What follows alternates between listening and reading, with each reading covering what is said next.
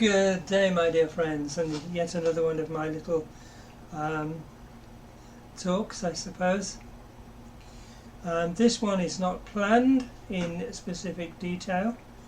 It is more of just what occurs to me as I'm going. This is a case of following my nose and seeing where it goes. I have been somewhat of a fan for numerous branches of science for many years. I must just say, but in case you can hear a large amount of hiss or there shouldn't be any hum, but hiss on the background, the computer, which is actually behind the monitor here on the back, is a huge tower and it's got 4 fans in it. I think 2 of them are running at the moment, so it's fan noise that you can probably hear in the background, so apologies for that. I can't avoid that one. Yes, I'm a fan of science, but I'm also a fan and something of a student of what is generally known as metaphysics. There are many people who will associate philosophy with metaphysics.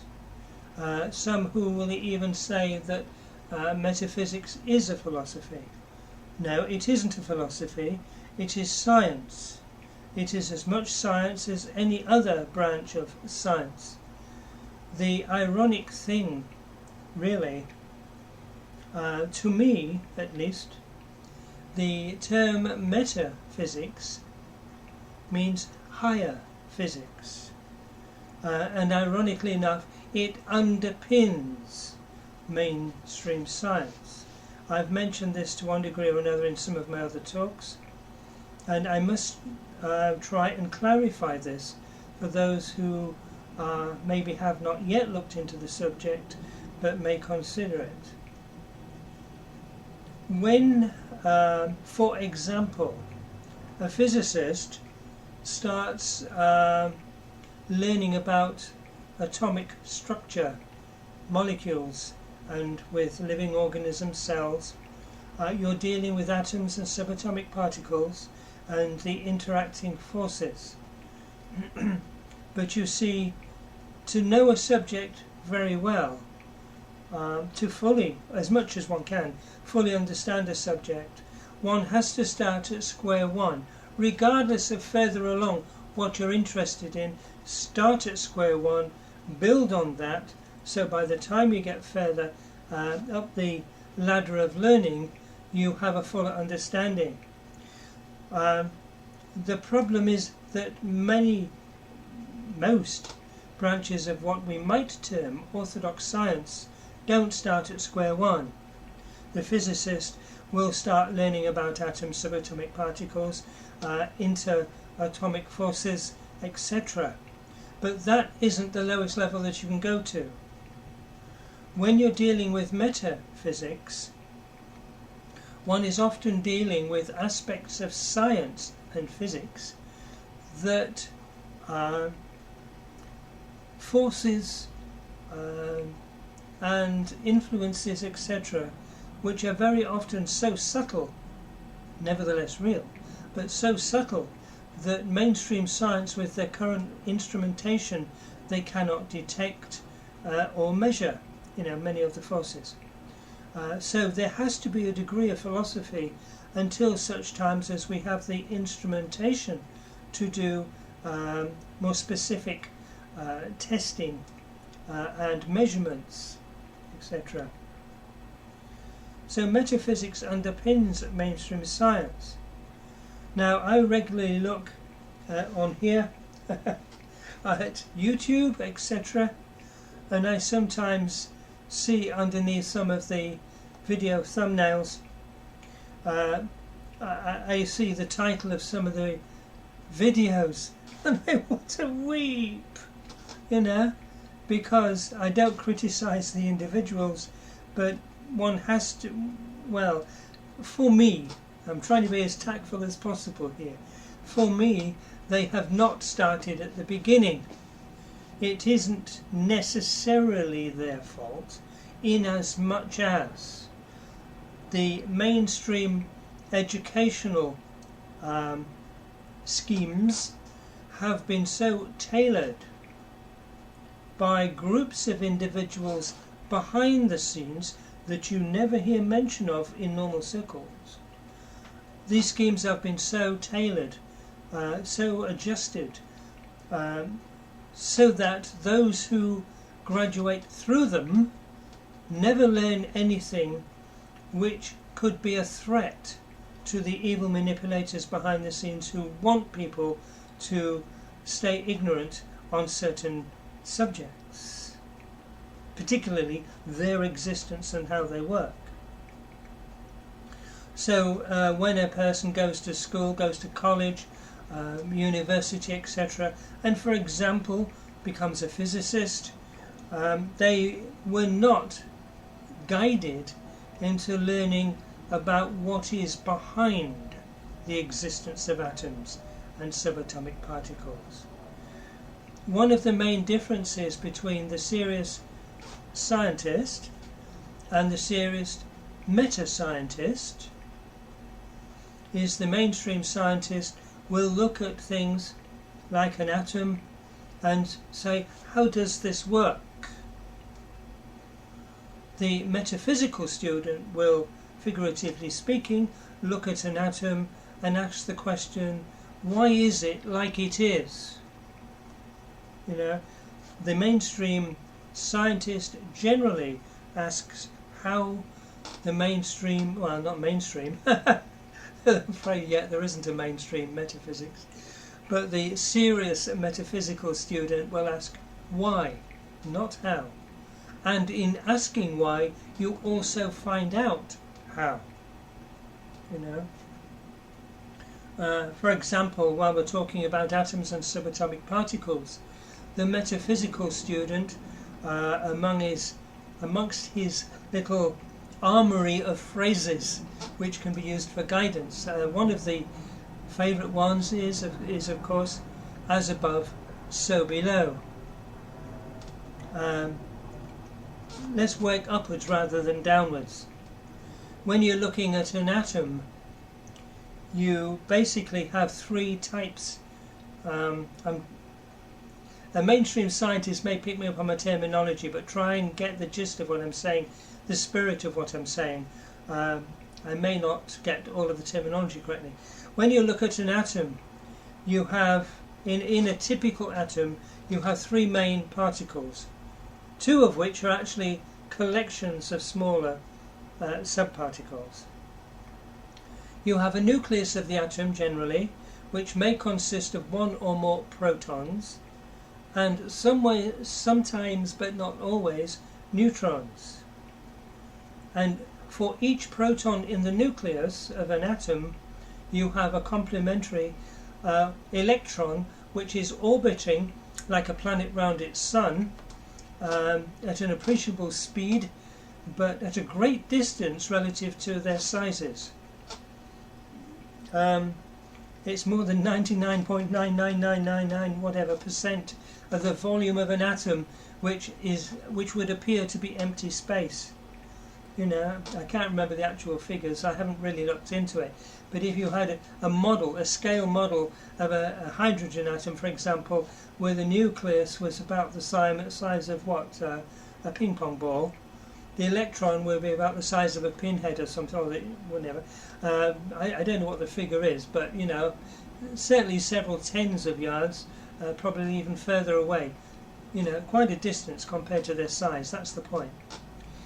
Okay, so from energy polarity point of view, the electron we regard as negative. The proton we regard as positive. And also sometimes, but not always, in the atomic nucleus you have one or more neutrons. And now a neutron actually contains both positive and negative, but in a balance. So it's both positive and negative, but outwardly it is neither. Those of us who have done some study on information which, believe it or not, true, has come from real extraterrestrials who do physically live on other planets in this solar system. They've told us a tremendous amount over the last 60 years or so, and most of it is not secret. One of the things that we have learned is when you go to a more advanced planet, there are males and there are females, but there is what you might call a third sex, which contains both male and female, but is actually a balance of the two. It contains male and female, but outwardly is neither, same as in the atom. When you go up to the largest scale in this solar system, that of the Sun, which, believe it or not, is a living entity, not a single entity like we are, but billions of years ago, a large number, we don't know the actual numbers, but a large number of quite advanced, gross understatement, beings very high in the evolutionary scheme came together through mystical initiations and became a great, I mean a really great, multiple entity that can operate as a single entity, and it controls energies around itself, and that which we see of this being that we call the Sun. Within the Sun there are the three sexes, if you like. There are the three energy polarities. You have male, so I hadn't mentioned this before, but I'll say it now anyway. You have male, positive, creative, and you have female, negative, preservative. And also within the Sun you have an aspect which contains both positive and negative, and yet outwardly is neither. The same pattern within the Sun is repeated in lesser life forms that live on the planets. The same pattern exists, well, actually within mankind, and it also exists within atoms. It's the same pattern, as above, so below. And it's when you're looking at things like this, you realize that mainstream science, many scientists, forgive the terminology, but who have come up from a more, I'm trying to be as kind as I can, a more materialistic, a more orthodox route in their education, won't look at concepts like this, and yet it would take science thousands of years ahead, you see, because the metaphysical student will understand much of the why as well as the how or what. You know, the metaphysical student actually learns more than the mainstream science does. In fact, you can tell that this is not a guided or a planned talk. It's as it occurs to me, and I'm following it just as much as you are. But I've been to all of these subjects, so I know them moderately well. Yeah, on this earth there is actually an evolutionary scheme, just the same as there is throughout the whole cosmos. And in a similar way that when you get, oh dear, the word has gone out of my head. You know, one of these races, like we have one in London every year, you know, where you get, I don't know, some hundreds of people. I've forgotten the name. Sorry, silly me. That's what happens when you get to 70. You forget words. But you have a race, say, with hundreds of people in. Once the race starts, you get a few individuals streak ahead, you've got the majority in a big bunch, and you've got a few stragglers. The same occurs in evolution. Don't forget that a species, it applies to animals, it applies to humans. A species evolves through its individuals. For evolution to work, there has to be continuity. Not just continuity of a species, but continuity of the individuals, because it's the individuals that evolve. And like in the race, a marathon, that's a word I couldn't remember, marathon. Like in a marathon, in evolution, some individuals learn quicker and they streak ahead. The bulk of mankind is within a certain range of evolution, and there are some individuals who are coming up behind, as it were. It's exactly the same thing. Again, as above, so below. The same patterns repeat in many different scenarios. On this earth, and you won't see these normally walking down your main high street, I assure you, but on this earth there are a number of quite advanced, gross understatement, quite advanced earth people who are easily thousands of years, from an evolutionary point of view, ahead of most of us.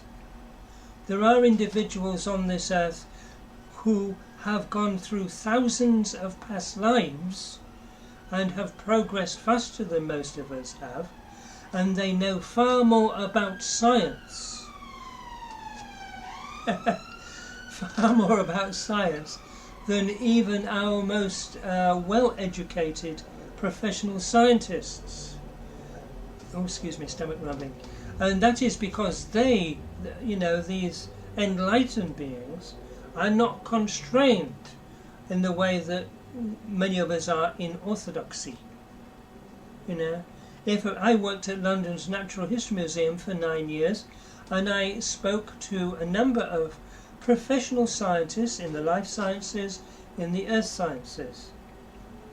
They are sponsored, usually, you know, by corporations or whatever, some movement or other, and they have to toe the line. They have to deal with what they are expected to deal with, unlike in the past, particularly where you had initially amateur scientists who progressed but financed their own investigations, and they've looked into whatever appealed to them. The modern scientists can't do that. I think there are some people, you know, fairly wealthy who do things like this, thank God. And so the metaphysical student starts at a much lower level of understanding than the mainstream scientist, and as a result, I've got to be very careful because I don't want this to sound like I'm blowing my own trumpet. I'm not.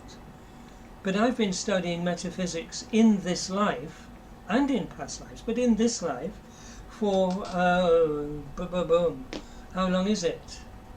It'll be 39 years. No, it's more than 39 years. It's about 45 years. But for 38, coming up 39 years of that time, I have been studying under one of the best teachers that we on earth have ever had. This is not up for debate. You can check it. The name of the teacher who actually left us in 1997, when he passed out of the basic physical body, as far as we know he left this earth. His name was George King, Sir George King, founder of the Ethereal Society. I'm not here to represent them. I'm speaking off my own back now. So, although I believe everything I'm saying is correct, please don't tie too tightly what I am saying with the teachings of the Ethereal Society, because I'm not here to represent them as such. I'm talking about what I have learned. Okay? Now, coming back to what I first said, I look here on YouTube and I look at some of the videos, and there's quite a few of them, you know, how the universe works, and I look at it and I sort of say, yeah, right, and I move on. I don't even watch them. I'm not criticising the people who produce these. Full marks for trying. But you see, if you don't start at the beginning, you get to a stage where things are happening that you can't explain. No, because you didn't learn the fundamentals at the beginning, and you've got to start at square one.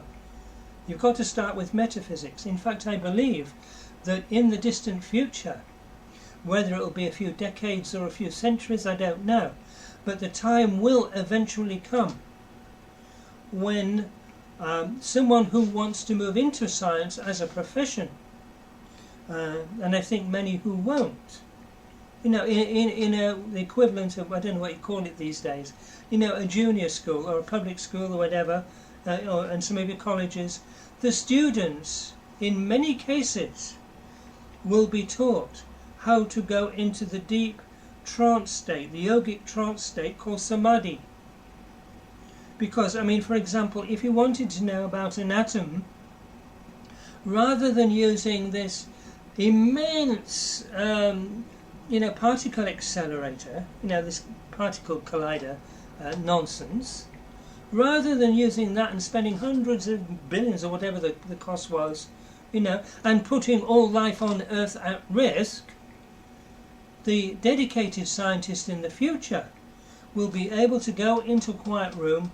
They sit not necessarily on the floor, you can sit in a comfortable chair, as long as your back is fairly straight, and you go into samadhic trance, and that person can mentally, in fact not at a normal consciousness level, but that person, when they're trained how to do it, can go into a super conscious level of awareness, and in your mind's eye you can see how atoms actually work, what they are, and more importantly, why they are.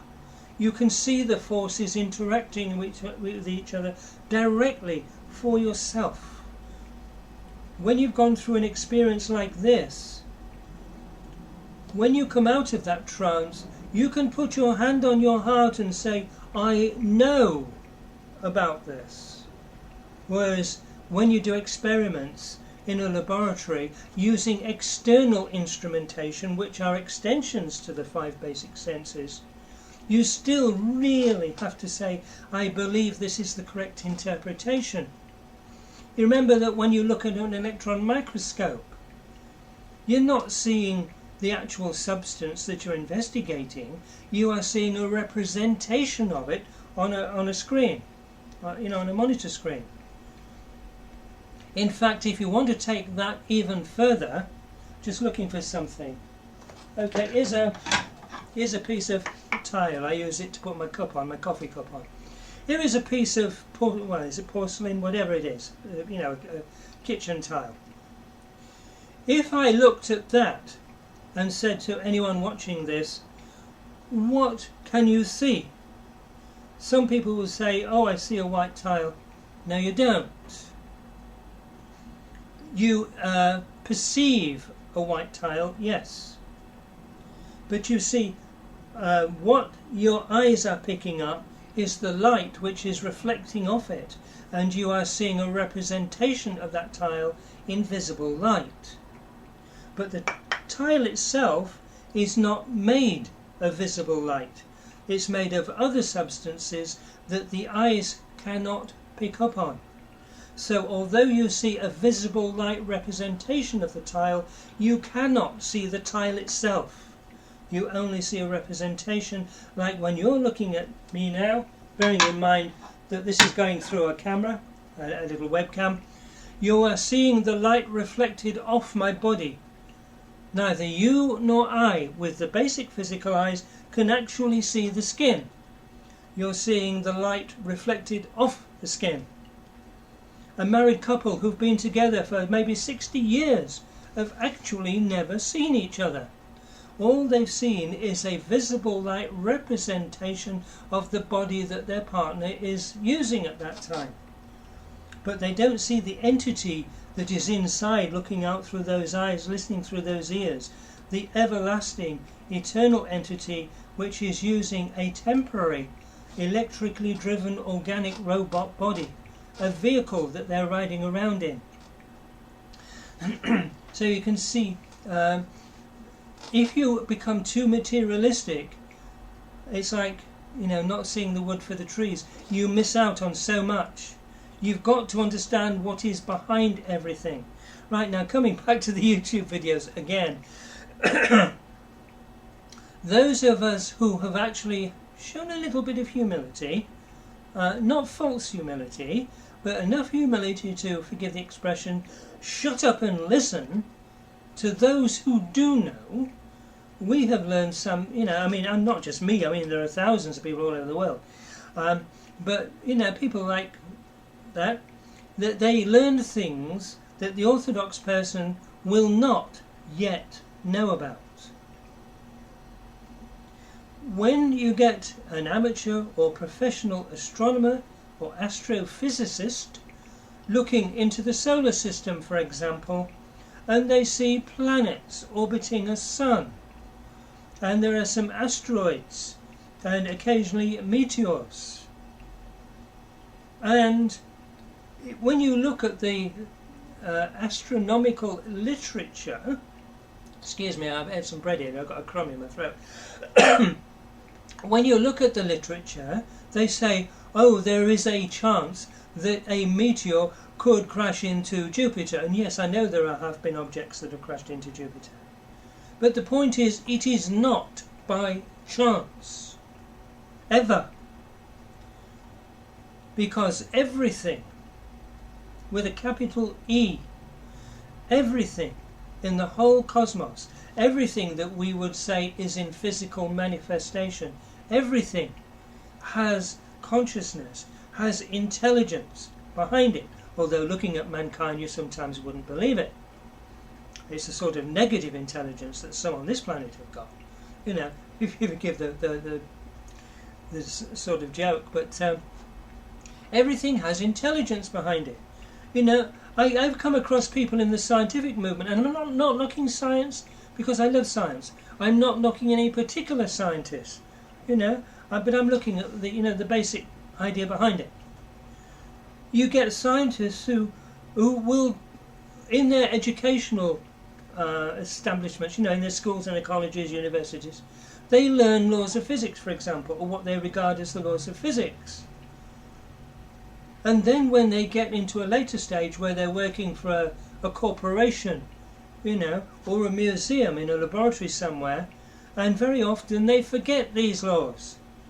If you believe that there is a law of physics that is in existence, you have to apply it.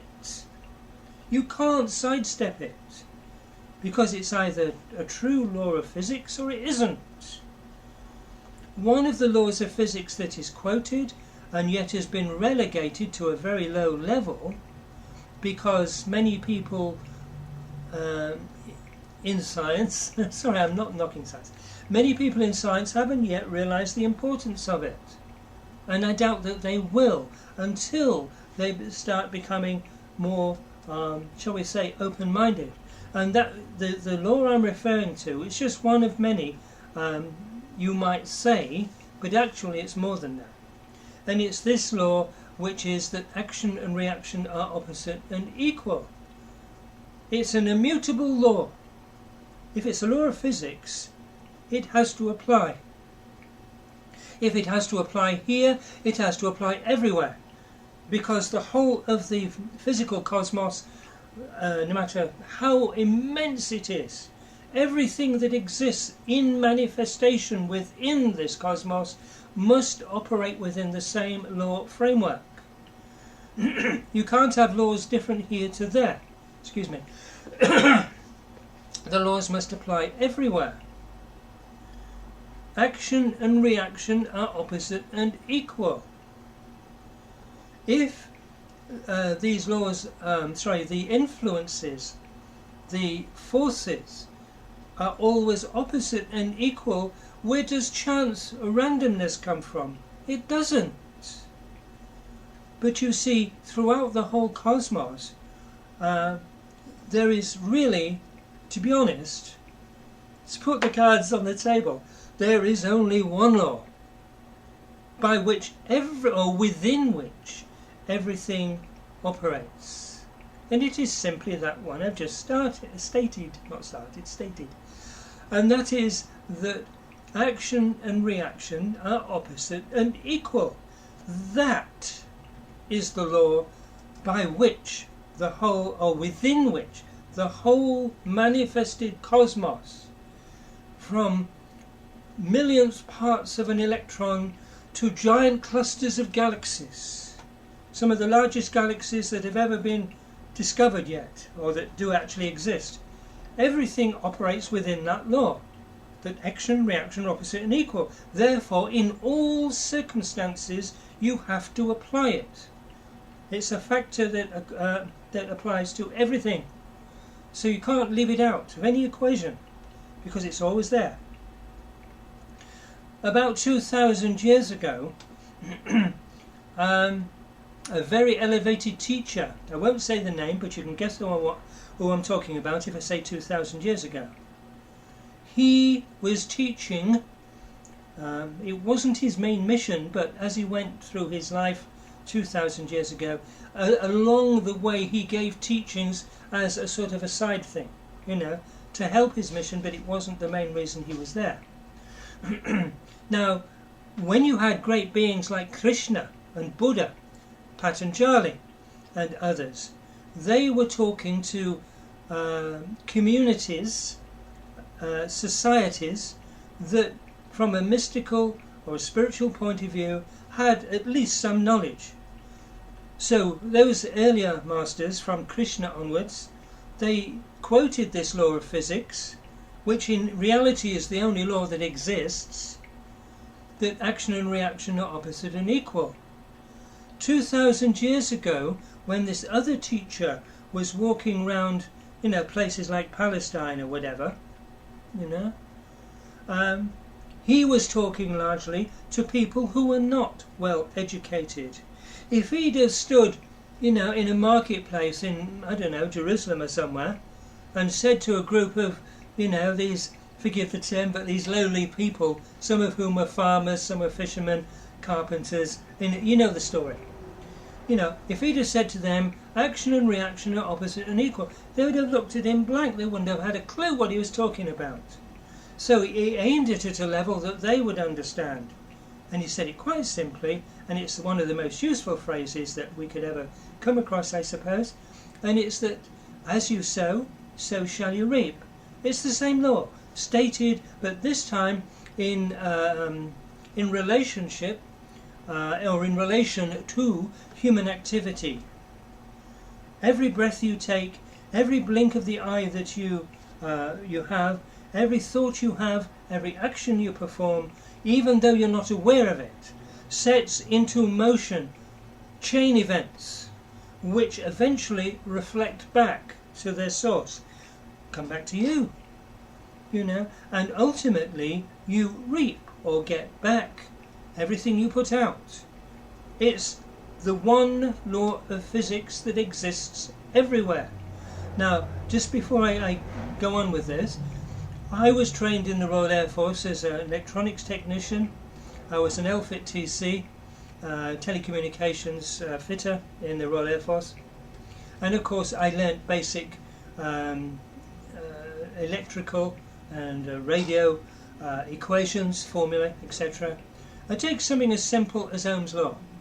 For those who are not familiar with it, Ohm's law is a simple law which centres around the amount of electricity produced by a battery or a generator, fed to a load, something which uses the electricity, and the less opposition that the load you're feeding electricity to, the less opposition to the flow, the more electricity actually flows.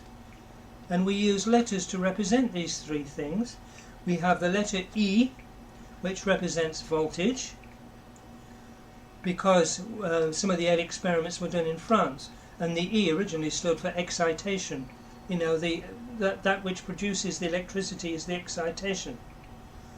You then have I, the letter I, which is the amount of electricity that's flowing, we call the current, and the I comes from, in the earlier days it was known as the intensity.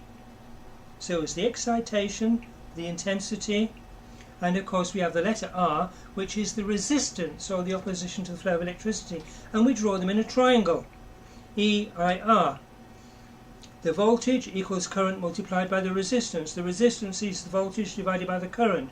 The current is the voltage divided by the resistance, and they work in a triangle, and they've got that fixed relationship. Okay?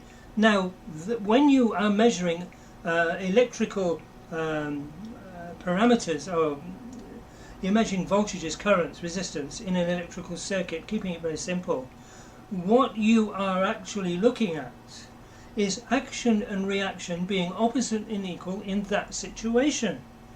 When you're looking at gravity, when you're looking at electromagnetic laws, when you're looking at gas laws, it's all action and reaction being opposite and equal in different situations. But behind everything Action and reaction are opposite and equal. Scientists need to remember this. Some of them maybe do. Come back to the phrase used 2,000 years ago, which is very useful, especially in relation to human activity. It was stated then, as you sow, so shall you reap. And it's an absolute law. It's immutable. You can't get round it. It doesn't matter who you are, it doesn't matter whether you like it or not, believe it or not, it's there, it's fixed, and you're working within it, and you always will be, while you're in physical manifestation. But you can treat that like an equation, like R equals E over I. It's an electrical equation. Okay, when you're dealing with human actions, as you sow, so shall you reap. There's two sides of an equation. As with an algebraic equation, you can either transpose it or you can invert it, and it's still true. So you can take the phrase, for example, as you sow, so shall you reap, and invert it. And what you have then is, you cannot reap what you haven't sown. You can't. Why is it some people out there have claim, and are probably quite genuine at the time, claim to be looking for truth, philosophically, if you like, looking for truth, and no matter how hard they look, they can't find it. Because if those individuals haven't sown, they cannot reap. When I started in the early 1990s, when I was working at London's Natural History Museum as a security warder, when I started giving little mini talks and lectures to groups and to the public about aspects of metaphysics, I was giving out. Not for my sake, for theirs, people who listened. Because I was sowing, I started reaping. The more I reaped in terms of knowledge, understanding, the more I was able to give out, the more I was able to reap. And it's an upward spiral. And this is why someone, for example, in my position, when I look at the solar system, I don't see planets as balls of rock. Every one of those planets, including the one directly beneath my feet now, and yours, they are multiple entities which operate as a single entity. The so-called Mother Earth is a physical, living, breathing entity with unbelievable discipline. She is billions of years senior to us in terms of evolution. And the one thing that you have to have in order to evolve is self-discipline. If you don't have self-discipline, you're going nowhere. Because the more you learn, the more responsibility that you have. And the more you have to be careful what you do and be careful not to do what you're not supposed to. You have to be disciplined. Because the more you learn, the more responsibility you have, the quicker you fall. When I look at the other planets in this solar system, I see living beings, not like us. We are what we might call single entities. I have a soul body, or more correctly, there is a soul body which is using lesser bodies, and this is one of its lesser bodies. It's not that I have a soul, it's the soul has me, if you like. This is less important than the soul body, okay? But there are entities at different levels. The beings out there that we call planets, and an even greater being, which we call the sun, they are all living, breathing, conscious, super intelligent beings with unbelievable self-discipline. They reincarnate the same as we do. And it's amazing how many people will fight this. I'm not going to go into great details how I know this. I'm just going to give you some of the things that I've learned briefly, and then you can always follow them up yourself. I worked at London's Natural History Museum. You can tell I'm just following my nose with this. And there was a very nice man. I really liked him. I won't say his name, but he was a Homo paleontologist and a very, very likeable man. He was one of the people, I believe, who spearheaded the movement that parts of Africa were the cradle of mankind. No, they weren't. Because what happened in the past is our race, and by our race I mean the same individuals who are here now, it's easy to drop the H's, who are here now. Not these bodies, that body is only a few tens of years old. But when this is useless and I get out of it, a little further down the line, I will connect to a new baby's body that some parents have produced, and I will come back into this world in a new body. And we have thousands of bodies, but the consciousness, the intelligence, the being itself is already immortal and takes body after body after body after body through thousands and thousands of lives. We, the human race on Earth, this isn't a guess. We came to this planet between 18,800,000 years ago and 18,600,000 years ago, about a 200,000 year period that we came here over that time. Every individual, every member of our race, there may be exceptions to this, but if there are, they're very small in number. The majority certainly have been on this earth as humans for over 18,600,000 years. We did not on this planet become what's the word? Evolve from lower primate species. We didn't. The fact that there are similar genetic makeups in, for example, some of the primates and humans does not automatically say they are our ancestors. There are many life streams, evolutionary streams, which are running parallel. Some are behind others. Some of the primates are way behind us, but they're, if you like, travelling a parallel path.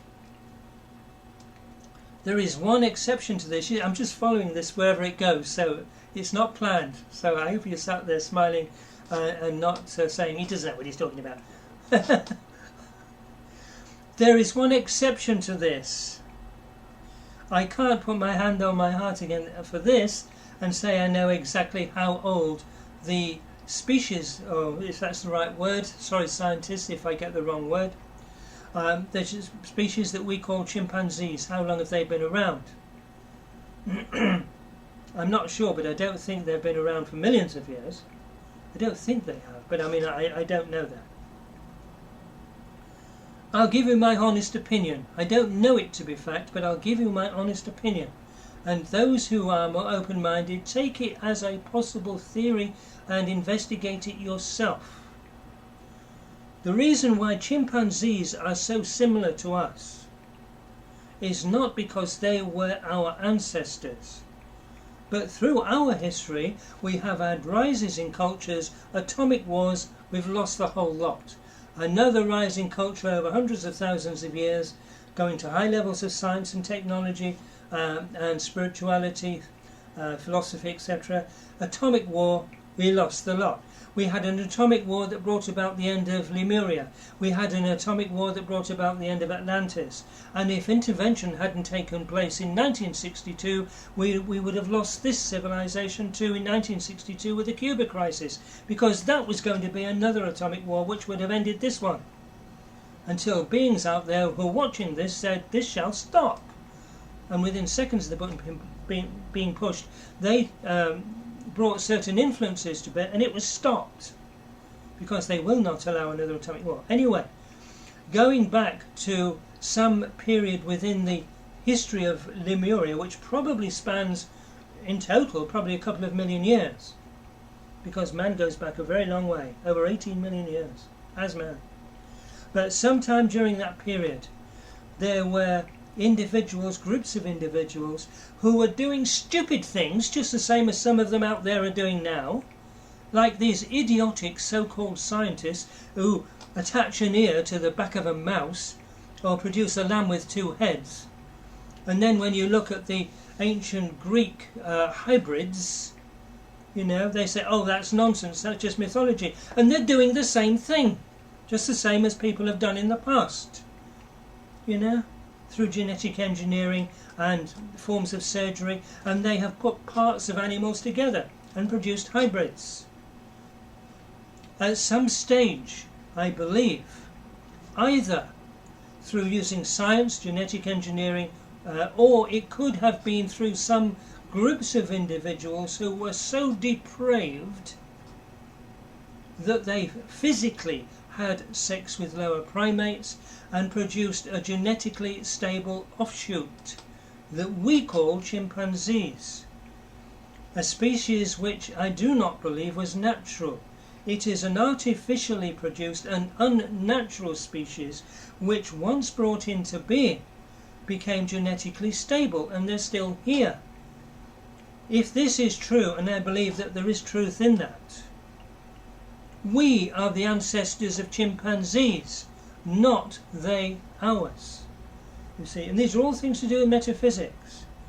You can't just, what's the phrase they use in science? Logical empiricism. And people assume that when you look at something, you should be able to deduce a tremendous amount about it.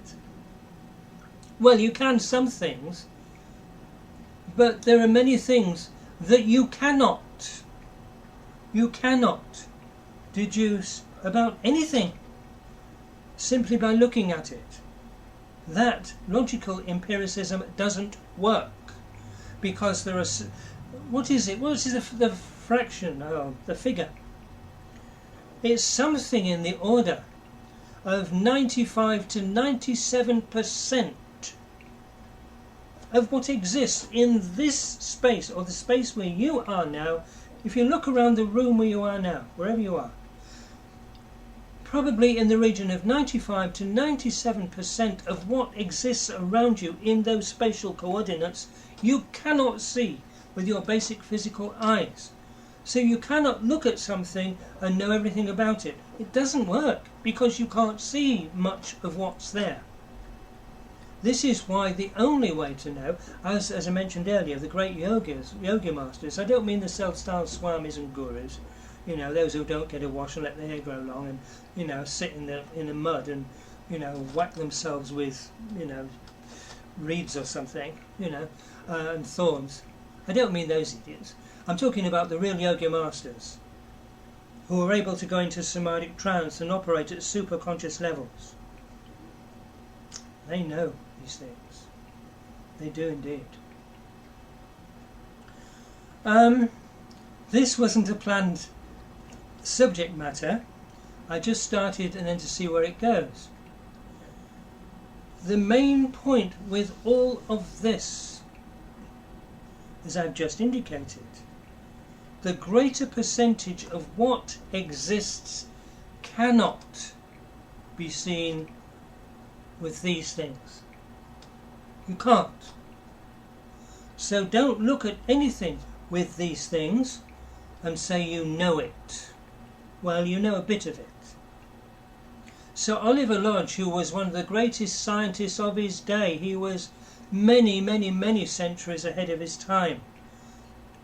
So he made a statement that people have laughed at, and yet those who have the eyes to see, figuratively speaking, can see what he was talking about. He said, "There is no one on this earth who can explain everything that happens when I wiggle my little finger. Not of our race there isn't. There are some individuals on this earth who are not members of our race. Some of them who are at least some hundreds of millions of years senior to us in evolution, and are not here because they're on holiday. They are here because they know we need their help. These are, one or two of these individuals are individuals that we have names for, It's not a secret. People just choose not to go there. Well, stay ignorant. But there are great masters on this planet, some of whom, when they have not been on this earth, have travelled not only around this solar system, they've travelled around this galaxy. One or two of them have travelled between the galaxies. I'm going to move on to something else now, because as I said, I'm following this as it comes to me, okay? Let's put something else into context for you. I'm gradually working my way to a sort of destination. I'm waiting to see how I get there, but I'll work it out as I go.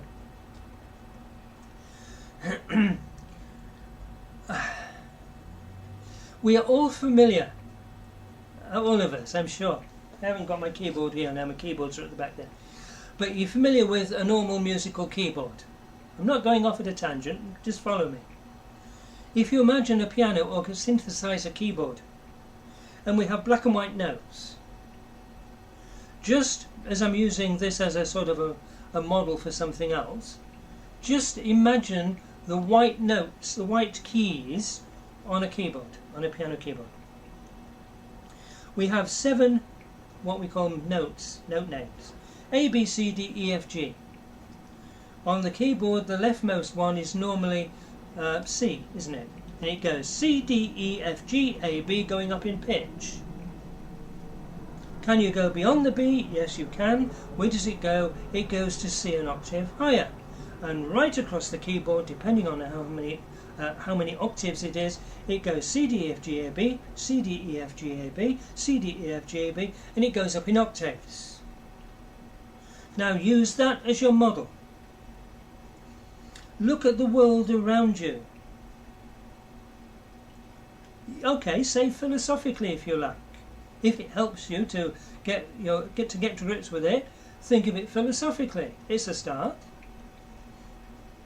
You have these forms of matter that we call solid. Solid matter. We have different substances, well, not substance is the wrong word. We have liquids, which are forms of matter, but amorphous, and they are more, not tenuous, amorphous. I'm sorry if I don't know the right word at the moment. This is what happens when you get to 70, you see, you start to forget words. Liquid doesn't hold shape. Solid generally does hold shape. And then you have gases, which hold shape even less than liquids. You know, more tenuous, more subtle, you might say. Gas. What many people don't realise is that there are 2 more grades of molecular matter beyond gas, following this trend. If I hold up my hand, hold it like that, okay? You probably won't see it on this camera. I've got dark blue curtains over there, and I can just about see, just about. I've given contact spiritual healing for many years, so I know to some extent what I'm looking for. But this thing, the body, is actually made of what we might call, using generic terms, solid, liquid and gaseous material. Surrounding it and permeating it, we have what some call the aura. And the aura is composed of what some people call etheric and superetheric matter. When I look at the side of my hand here, just off to the side of my hand, against the dark blue curtains, I can see like a misty cloud around the side of my hand here. And that, I am sure, is some of the etheric matter. Yes, it even comes out to about here, like that. I can see the shape of it. Etheric matter. That etheric matter is made of atoms and molecules and cells. And it's as physical as that is. Okay? And every cell in this body, I won't say atom, but every cell in this body is reproduced in etheric matter. If you could separate the two, the image of this would be in the etheric matter. And that etheric matter forms part of what some people call the aura. But also permeating that and has within it a copy of this is superetheric matter. Except that superetheric matter comes out further. Quite a bit further. but this image of the body is also superimposed on the superetheric matter. Try this yourself. I've given contact spiritual healing for many years, so I'm used to the sense on my hand when I touch another person's aura. If I bring my hands together like this, there, I can physically feel at the midpoint there, where the superetheric matter of this hand and the superetheric matter of that hand, where they come together in the middle, and there I can feel where the one touches the other, and I can feel the pressure on my hands when I do that. And that is physical matter, but it's far more subtle than even the most tenuous gases. The reason I'm mentioning this in relation to the piano keyboard, don't forget that, is in this world we have actually 7 grades of matter. I remember an entomologist I once had a conversation with said, "Oh, you're making this up just to get a pattern of 7. No, I'm talking about what's there, which is a pattern of 7. It's naturally a pattern of 7. Okay? You have solid matter, liquids, gas, etheric, superetheric, and then you have atoms, which is atomic matter, and you have subatomic particles, subatomic matter. And if you had a measuring device, a frequency counter, so that you could measure the frequencies of vibration in the atoms of each of these types of material or matter, you would see that all solid matter falls within one range of frequencies, all liquids fall within a slightly higher but fixed range of frequencies, all gases fall within a higher but fixed range of frequencies. So etheric and so are superetheric. Atoms on their own vibrate faster than when they're in association with other atoms. They have their own frequencies of vibration, providing they're not slowed down by the nearness of other atoms. And then you've got subatomic particles, which if you could take them out of the atom, actually on a basic energy level, vibrate faster than when they're in atoms because of the braking effect they have on each other. So we've actually got 7 frequencies of matter: solid, liquid, gas, etheric, superetheric, atomic, subatomic. And it's a range of frequencies of vibration on an energy level. So as you go up in these little frequency subbands, if you like, can you go beyond subatomic matter? Yes, you can. Just the same as on your keyboard. When you got to the note B, you went back to C, but C an octave higher. So we go through this range: solid, liquid, gas, etheric, superetheric, atomic, subatomic. What's next? Solid again, but solid an octave higher.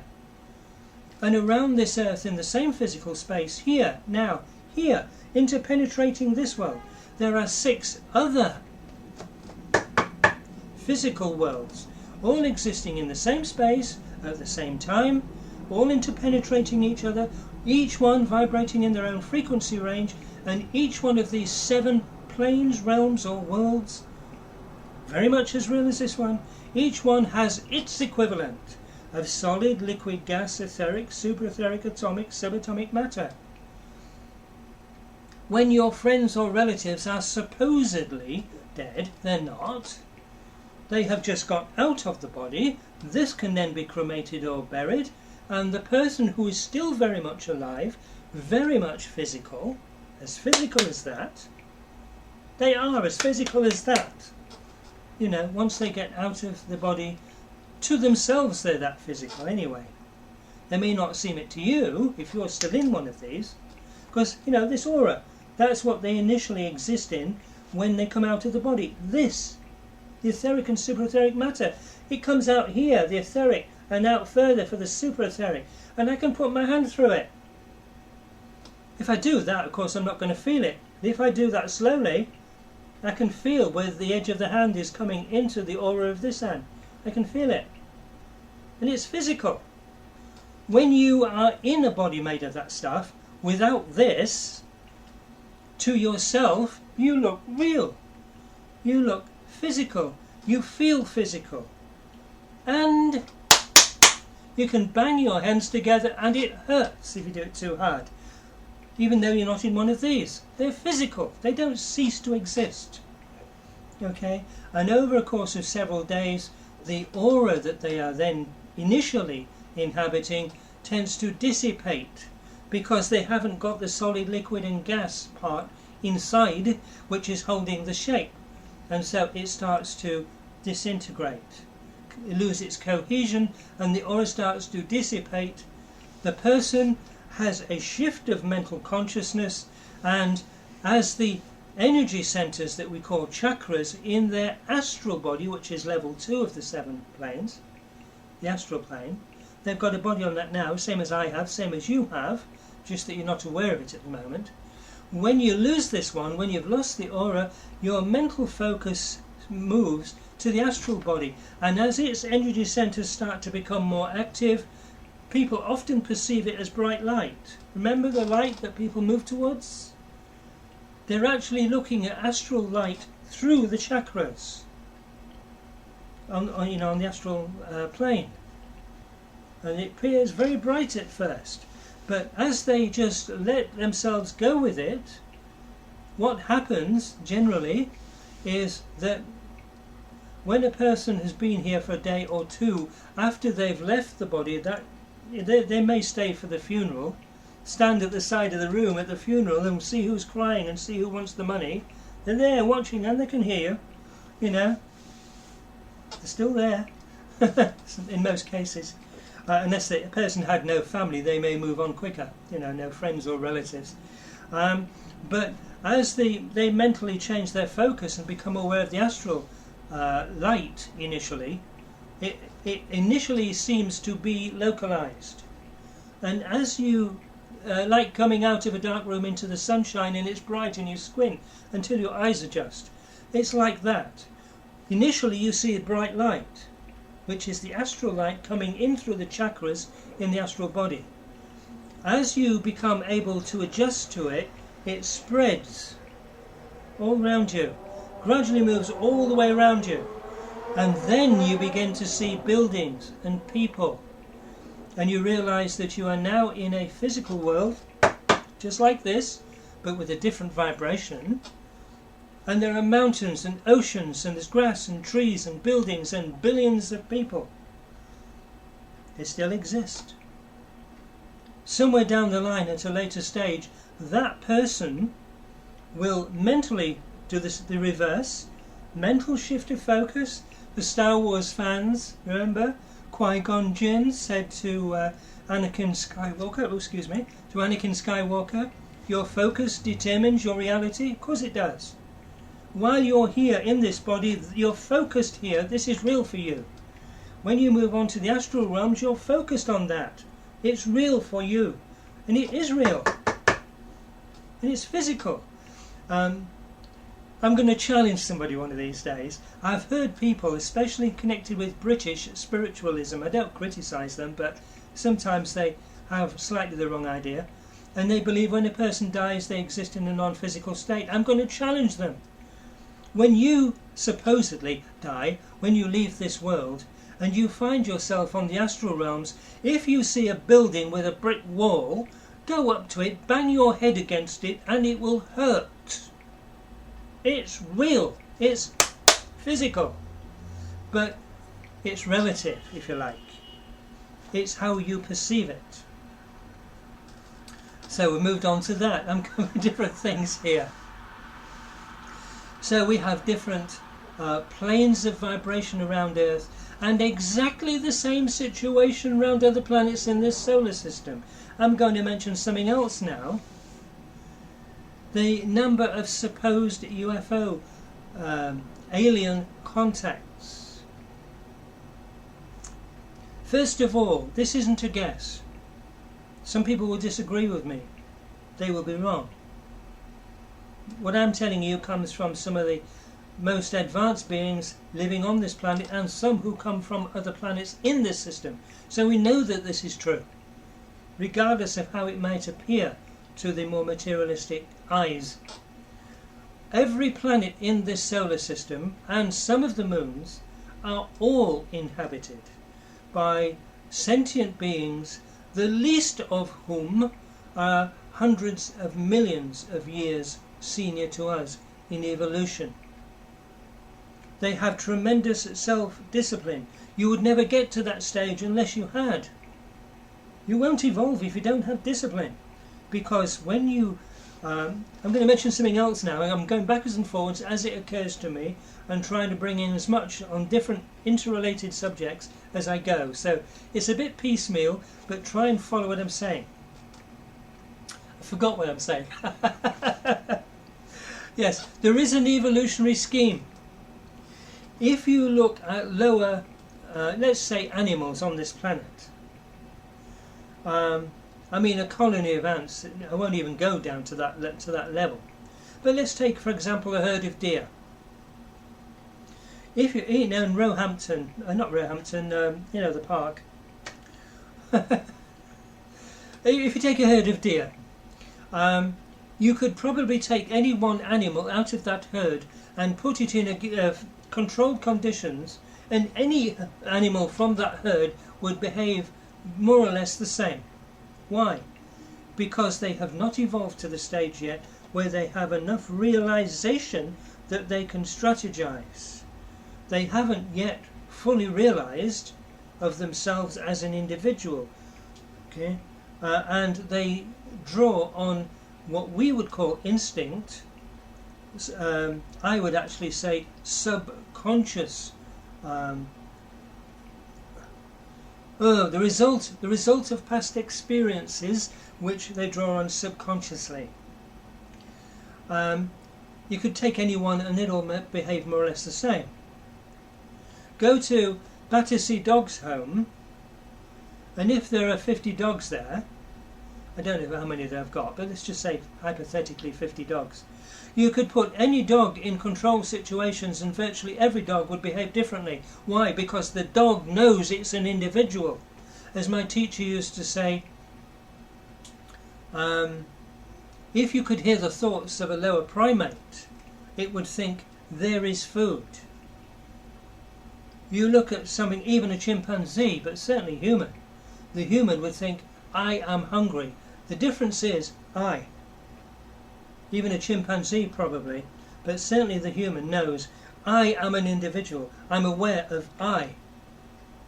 Whereas the lower primate looks out and thinks of that. Doesn't think of it itself as a being. Once the evolving consciousness, which moves through different species bodies over hundreds of thousands of years, it's the same consciousness is evolving. For evolution there has to be continuity. For evolution to work there has to be continuation of the same consciousnesses. Okay? Once that evolving consciousness reaches a stage where it recognizes I, itself, no longer is it restricted to subconscious instinct, because when it moves into a physical body, like a dog or a cat, you know that some cats and dogs can use strategy. You know, very clever, they manipulate you. Why? Because they are able to see a situation, analyze it, and decide how to tackle it. Once you are able to analyze a situation and choose your reactions consciously, you become responsible for your actions. A deer won't be held responsible because it can't make conscious choices to the same extent. There may be an odd animal that can, but the majority of them are at a much lower level. Human beings are able to look at a situation and say, regardless of what's going on there, I am going to do this. And they will be held accountable for it, ultimately, because, you know, we all have to learn, and learning or making mistakes is one of the best ways to learn.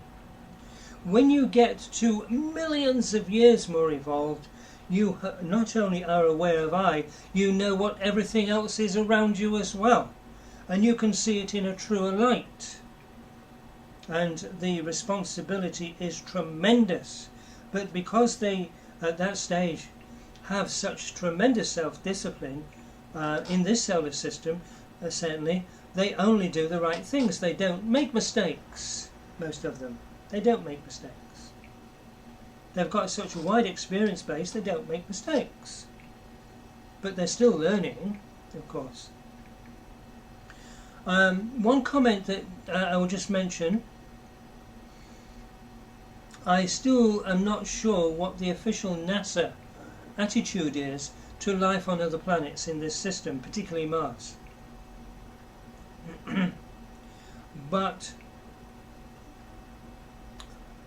how can I phrase it? In a similar way, I said this earlier, in a similar way that we have 7 different planes or realms, physical worlds, all interlocked in the same space here, that applies to every planet and every moon as well. I don't know whether it runs into millions or hundreds of millions, but there aren't as many individuals on Mars as there are on Earth, nothing like. But if you went to Mars now and had no problems with life support, you may not see any intelligences on Mars, and you may conclude that it's uninhabited, and there may be thousands, if not millions, I don't know the numbers, of Martian intelligences who are fully aware of you, even though you never see them, because many of them inhabit the higher planes of vibration. There are some on this basic physical level on Mars who live beneath the surface of Mars. They don't build buildings on the surface like we do. They use underground complexes, you see, which is why you don't see many buildings on Mars. There may be the remains of some, but you won't see too many, I assure you, because they generally don't build on the surface. So, I saw a video on YouTube a couple of days ago. I first saw it, and it was one of the pictures of Mars, you know, the surface, and the caption underneath: will the soil of Mars, was it sands of Mars or soil of Mars? I think it was soil. Will the soil of Mars support life or vegetation or anything? It already does. In the 1950s, the man I regard as my teacher, Sir George King, who had, in a state of full conscious projection in the 1950s, had physically been to Mars, he gave a lecture on life on Mars. I've got the recording of this. He described the trees on Mars. A typical tree on Mars could easily be 1,300 feet tall. I think that's about the size of the Empire State Building. And that's a typical tree on Mars. There are already photographs that NASA will probably deny, but I mean the photographs are out there and I've got some copies. Of huge forests of dark green trees looking somewhat like conifer. There are many photographs of trees on Mars. And yes, the soil of Mars, for want of a better term, it does support life. It does support vegetation, and has done for millions of years. I have great respect for that man, Richard Hoagland. I'm going round in circles here, It's a bit like this. I have great respect for that man, Richard Hoagland, but both he and our lecturer friend from the Isle of Wight, you know who I mean, I've heard them both say something which is wrong. I don't criticise them, but it's how it seems to them. Eventually they will correct this. They seem to think that millions of years ago there was a war out there and all the Martians disappeared. No, they didn't. They evolved. And the war was not on Mars. It was close by Mars, relatively speaking. There used to be a planet that inhabited... there used to be a planet that orbited between Mars and Jupiter. And I can't be sure on the figure, but I would imagine, an educated guess, in the region maybe of 19 million years ago, the race who were on that planet had an atomic war. There was no alien race coming in and attacking them. It wasn't some alien race that came in and blew their planet up. The inhabitants blew it up. They developed hydrogen isotope bombs which were 100% efficient. Whether they detonated one or a number of them, I don't know. But it was the inhabitants who blew their planet apart, a planet known in some legends as Maldek, and left the asteroid belt. We blew our home world up. But on Mars, which incidentally has been sandblasted, you know, and some of the other bodies in the solar system, you'll see, especially close to the orbit of Mars, they've been sandblasted. I mean, between Mars and Jupiter, they've been sandblasted when we blew our planet up. And we had permission thousands of years later to incarnate onto this Earth, and we've been here over 18,600,000 years as man. But the Martians are still there, you see. But there are rules, you know, as you sow, so shall you reap. Karma, as they call it in the East, which Jesus also taught. Yes, he did, Christians. Jesus taught karma. He phrased it differently, but he taught the same law. And it's because of this law, all of the intelligences in this solar system, they toe the line. They have tremendous self-discipline. They don't break the law. They do what they need to do. There's no like or dislike comes into it. They do what is necessary. And I'm sure that they like most of what they do. But if they disliked it, they would still do it if it was necessary. And they wouldn't argue. They'd just easily, willingly go and do what is necessary. They don't depend on like and dislike like we do. If I keep looking too low, I'm sorry, I'm used to having this camera lower down, so sorry I'm not looking at the camera. I'm looking just below it. So apologies for that. Anyway, I've covered a lot so far. Oh yes, I'll finish, as I'm talking about space, I'll just finish with one or two more comments about it. There is an evolutionary scheme. This isn't guesswork. Beings from other planets in this solar system have told us much about it. For those who are interested, I suggest you get hold of a book entitled The 9 Freedoms, which contains information given by a Martian intelligence in 1961 in Los Angeles.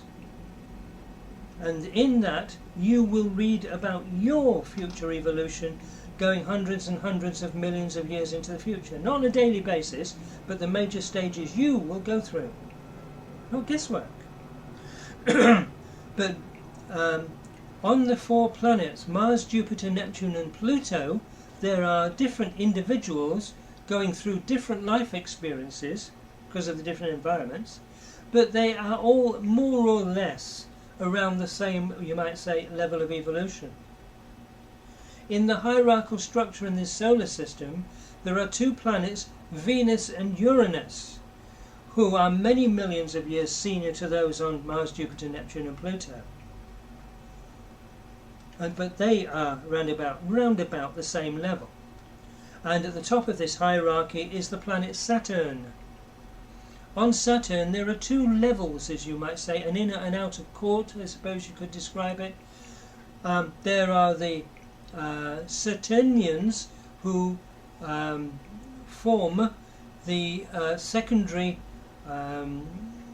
level of evolution, and there is a small inner core known as the primary Martians. Great beings from other planets in this solar system, who are maybe millions or hundreds of millions away from inhabiting Saturn yet, they describe these beings, certainly the inner core, the primary Saturnians, as the perfects of Saturn. They refer to them as the perfects when talking to us about them. And there are hundreds and hundreds and hundreds and hundreds of millions of years of evolution throughout this hierarchy. Eventually we on this planet will move up at some stage based on each individual's evolutionary status. We all do it at our own pace. It's not pushed. You do it at your own rate, your own pace. We will move from Earth eventually up to Mars, Jupiter, Neptune or Pluto, one of those 4 planets. But eventually, after millions and millions and millions of years, the inner core of the Saturnians will eventually take up residence, believe it or not, within the sphere of the sun. They don't use biochemical bodies. Their bodies are energy fields, and those bodies which are real, physical, but so perfectly adaptable, they can exist in any environment that exists in nature, even within the heart of a blazing sun. And there are lesser solar lords and greater solar lords. And just as there is a life force in this earth which we call the logos of earth, the mother earth, if you will. You know, it's a vast multiple entity. I'll come to that in a minute. You know, and this that we are living on is a part of her body structure. Within the sun too, there is a logos, a solar logos, known in Christianity as our Father, which art in heaven. The Father of the solar system that travels through the skies from our point of view every day. The Father which is in heaven, the Son. That's where it comes from.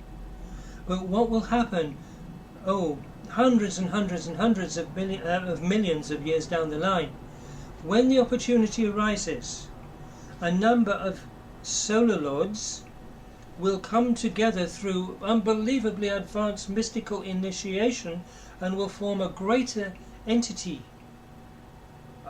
They collectively will become one entity, operating as a single entity, and they will become the logos or life force of a new planet.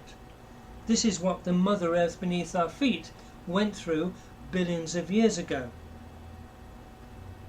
The planets in this solar system, this again isn't guesswork, it's known, what I'm about to tell you is what is known to the Theosophists as 7 rounds.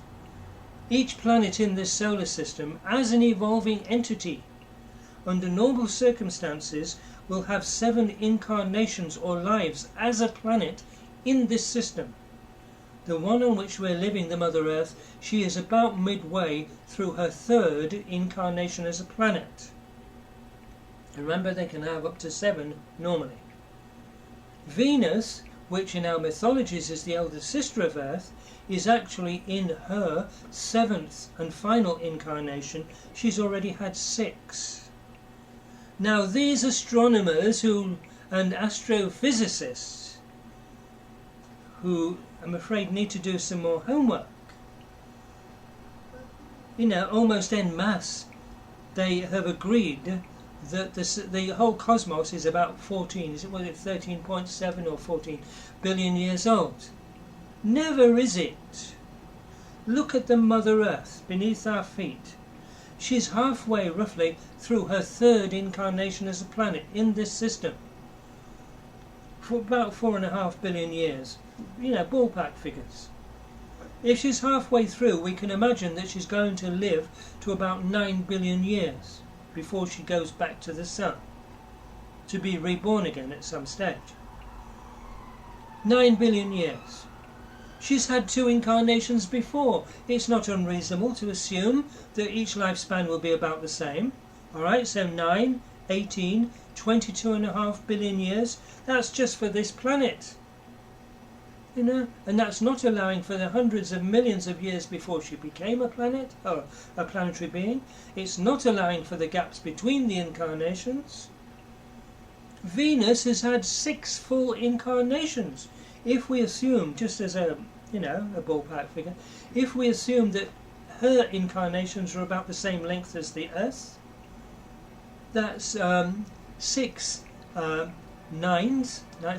billion years. Okay, what's that? 54? That's 54 billion years that entity, plus whatever in her current incarnation, whether she's in the beginning of it or towards the end of it, I don't know. But just looking at the complete incarnations, 54 billion years as a planet in this solar system, not allowing for the time before she became a planet, not allowing for the time between her incarnations. And we've now had it on good authority, are you listening, astronomers, that this star that we call our Sun, this comes from some of the most advanced beings in the solar system, not from the guesses of an Earthman. The Sun is about 300 billion years old. Where does your 14 billion years come from? It doesn't.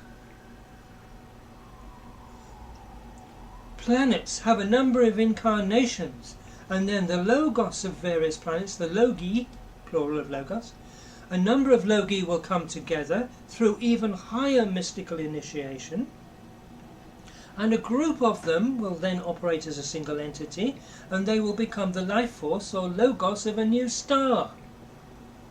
The stars will have a number of incarnations as a star, and then a number of solar logi will come together through mystical initiation, and they will become an even greater logos or life force of an even greater star. They may become the central star of a new galaxy. So when they're talking about 14 billion years, I mean, you're hard pushed for planets to appear in 14 billion years. You know, and until you've got planets, you've got no stars. The stars came afterwards. And until you've got a sufficient number of stars, there won't be any galaxies.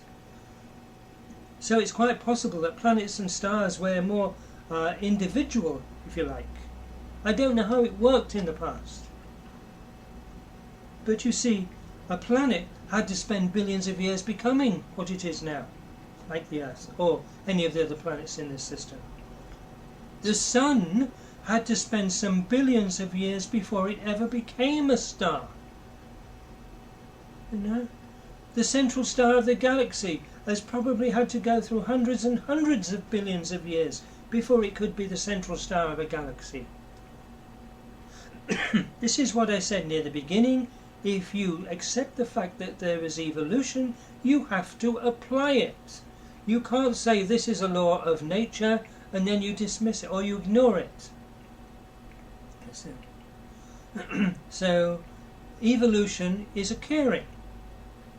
One last little bit and then I'll call it quits, because as I say, this wasn't planned. I'm finding my own way through this, and it's been higgledy-piggledy, so I apologise for that, and my throat's starting to hurt a bit.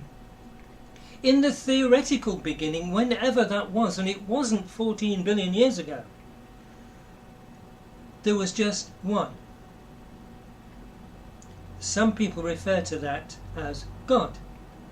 Not an old man with whiskers sat on a throne, a non-physical consciousness, what some call spirit, that had no form, no physicality at all. And it, shall we say, I haven't got the right words, but it mentally projected a visualization, a thought form, which was the start of the cosmos, the field of ether, of which everything is made. And then, for reasons best known to itself, it projected parts of itself, trillions upon quadrillions, you might call them, of tendrils of consciousness into this visualization. And you are on the tip of one of those tendrils, like I am. You are still directly connected, like the tip of the fingers, each finger are connected directly to the hand. They're not separate, even though at that level they appear separate, yes, but ultimately they're not. So all life in the cosmos is not separate. It's just at this low level they appear separate, but they're all directly connected to the same thing. There is only one life form. But in the as the early history of the cosmos started to unfold, the one differentiated, split up, and became trillions upon quadrillions. And then those individual or individualized separate consciousness of intelligences, they had to find their own way through this great classroom, and over time they come together into little groups as they learn at the same sort of level. You see? And this is what happens as the Saturnians go to live within the Sun, and then they come out again, numbers of them, to form a planet. Then numbers of planets come together to form a star. Stars come together to form an even greater star, or to be the birth of a new galaxy. and they come together in bigger and bigger groups. And this is, as the Christians would say, the going back to God. But it doesn't take one life, it theoretically takes forever. And eventually all the galaxies come back together. You know? Don't think of it as an imploding universe. Think of it as a greater and greater and greater spiritual union. There is intelligence behind everything. Every planet, I'm not saying every moon, and in fact in this solar system there are 1 or 2 artificial moons, which are not life forms as such. They are artificially created, disguised space vehicles, you might say, or space stations. Very cleverly disguised. I know of 1 or 2 of them.